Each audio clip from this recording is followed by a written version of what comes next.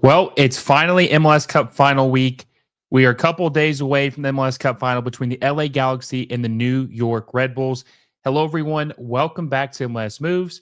Please make sure you like this video down below. Subscribe to the channel if you haven't already. We are 140 subscribers away from hitting 5,000 subscribers. That's our goal to hit by MLS Cup Final Day. We are so close, and with your help, I know we're going to hit that goal by the day of the final. So make sure you subscribe if you haven't already, share with a friend, and hit that little bell notification so you never miss a video. Well, we had an interesting conference final weekend where we had LA Galaxy beat the Seattle Sounders and the New York Red Bulls beat the Orlando City SC. Now, in the Galaxy game, they really struggled against the Sounders. They weren't able to score as many goals as we're accustomed to them, scoring throughout this playoffs, averaging 5 a game until this match. And they looked completely different against the Sounders. They did a really good job of closing up gaps, frustrating them, and not giving them many chances. But the Galaxy found a way with Dejan Joveljic scoring in the 84th minute with a beautiful assist from Riqui Puig on one leg. Riqui Puig tore his ACL in this game and still battled through for 30 minutes to make sure his team made it to the MLS Cup Final for the first time since 2014.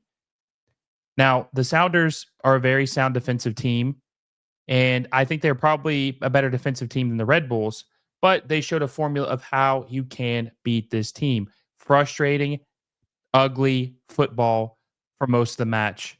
And if you can get the Galaxy to play off their game, frustrate them, you have a chance. Now, moving over to the Red Bulls, a very lackluster game, you would say.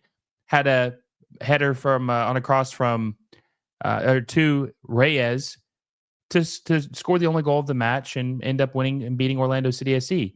Orlando City SC has a lot of wasted talent with some of the players they brought in, not really utilizing the DP spots effectively. Nico Ladero, not as good of a signing as they would have liked. Luis Muriel not scoring goals like they wanted to, especially with them making $5 million a year. This team struggled against the Red Bulls. Coronel had a great game. And like I've said numerous times, it is the playoffs of the veteran goalkeeper or just a goalkeeper in general. And goalkeepers are making a difference in this series. And he was better than Gallese in this series or this match.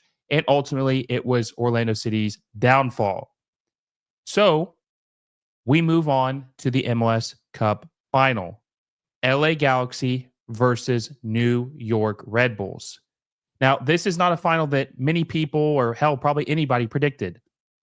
A lot of people did predict the LA Galaxy would make it to the MLS Cup Final, but most of you, like myself, probably thought they were going to play Inter Miami. And if they weren't going to play Inter Miami, you thought they were going to probably play the Columbus Crew because of what Wilfred Nancy's been able to do and build in Columbus. But that's not the final we got. We got the LA Galaxy versus New York Red Bulls. We have the two biggest markets in the United States facing each other for the first time in MLS Cup Final history. And some of you are going to give a hard time and say, well, it's not the LA Galaxy, it's Carson. Oh, it's not the Red Bulls, it's Harrison, it's New Jersey. But hey, listen, even if they're not in city limits, they're still in those markets. They're still supported by those markets. It's an LA versus New York final, replicating what we saw in the MLB final between the Dodgers and the Yankees. And that was a ratings dream for Major League Baseball. MLS is hoping that this will be a ratings dream for the league. Now, you have two very different teams. You have the LA Galaxy, who are a high-scoring, high offense, very, very suspect defense, back four, against the New York Red Bulls, who don't have the same attacking talent, not the same star power, but they play well as a team. Now, Emil Forsberg is a star in my eyes, and he is very good, but not to the levels of what the Galaxy have. It's going to be a very, very interesting match as far as what it could, if the Galaxy don't score like we're accustomed to seeing them do, the Red Bulls definitely have a chance in this game. But if the Galaxy score like we've seen in previous playoff matches, I don't think the Red Bulls have a chance in beating the LA Galaxy. Now, like I mentioned a few minutes ago, Riqui Puig tore his ACL. He is the Galaxy's key cog, best player, maestro, string puller, whatever word you want or name do you want to describe him as. He makes everything go. Now they're probably going to have Marco Royce play as more of a number 10 with Delgado and Cerrillo doing more of the running. But I don't know how effective that's going to be because Marco Royce, I'm not sure exactly how healthy he is either. And then on the other side, you have Emil Forsberg, Dante Van Zier. You have Lewis Morgan, who is probably going to be the MLS Comeback Player of the Year. They have some pieces that can make this interesting. I think it's really going to come down to how does the front three of the LA Galaxy play? Now, Coronel, like I said, is a good goalkeeper, but even a good goalkeeper can struggle with this attack. And we saw that with Stefan Fry playing a great game, the back four of the Sounders playing a good game, they were still able to find the back of net with Dejan Joveljic scoring the game-winning goal. So it's more of will you prevent the Galaxy from scoring, but how long can you prevent them from scoring? Because they find the back of the net and they're tied with the most goals in MLS history for a playoff run with 16 tied with Toronto FC. I think of the 20, it's either the 20, I think it's the 2016 season. It might be the 2017 season, but either way, they're tied with the Toronto FC for the most goals in a playoff run and likely will beat that record with the MLS Cup final. They're really going to have to rely on Gabriel Peck. They're going to have to rely on Joveljic, and they're really going to have to rely on Joseph Paintsil. These are three guys that they're going to have to rely on if they want to win this match. And they have proven that they have been very effective, that they can score, and that they are a force to be reckoned with. And the Red Bulls, like I said, Coronel's going to have to play good. Emil Forsberg's going to have to play good. I think it's going to be a very competitive match. Now, as far as what I think the score is going to be, I think you have to go with the hot hand. Now, the Red Bulls have obviously overperformed and done very well in this playoffs, beating their Columbus Crew, who was the reigning MLS champs, swept them, beat New York City FC, their Hudson River Derby, crosstown rivals, and they beat Orlando City SC. They have defied all odds and made it to the MLS Cup final. Then the LA Galaxy completely romped the Colorado Rapids, 9-1 on aggregate. Then they beat Minnesota United 6-2. Now, I think this game is going to be the LA Galaxy 3, New York Red Bulls 1. And I know that having Ricky Puig out definitely makes it a little tricky because we know what he does. I've listed what he has done for this team, how important he is to this team, but I just think their attack is so good they can still function without him. Maybe not to the same level, but they can function without him.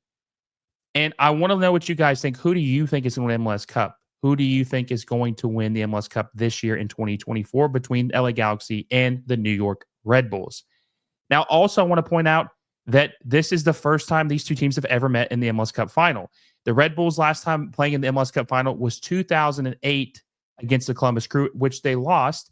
And that was back in the day when MLS teams were playing in other venues, not at home or away. They were playing in a neutral site, and it was in LA.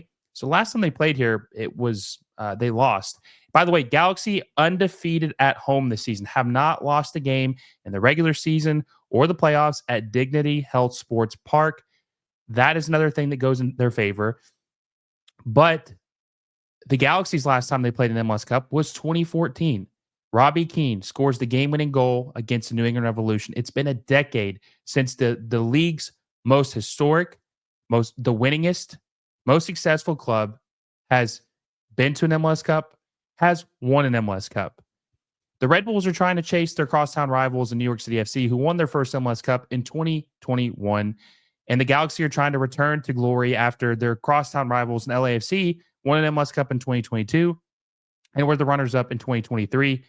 This is going to be an instant classic, in my opinion. This is going to be a good matchup. And I know a lot of people are upset and they're sad and they're like, oh my God, I don't even know if I want to watch this anymore. I think a lot of that is because your team has been eliminated or maybe your predictions were wrong. But if you look at this objectively, this is a good matchup, and it's a good market matchup too. LA versus New York markets narrative. It's plays into that. I think this is going to be a good game. It's going to be an exciting game. I can't wait to watch and see what happens. And one thing that is awesome or good too, that a lot of people complain about, is that wasn't enough availability. I did a video on this, the Apple TV deal. This match is free on Apple TV. It's going to be on Fox, regular Fox, and it's going to be on Fox Deportes.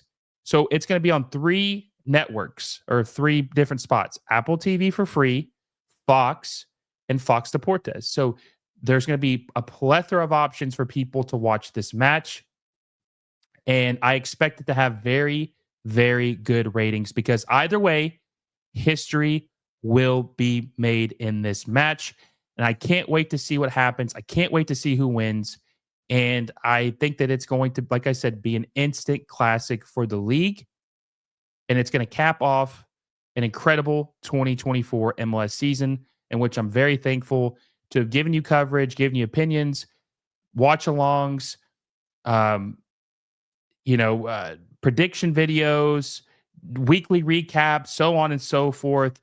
It's been an incredible season. So I want to say I appreciate you guys subscribing, finding my channel, supporting it. Really means a lot.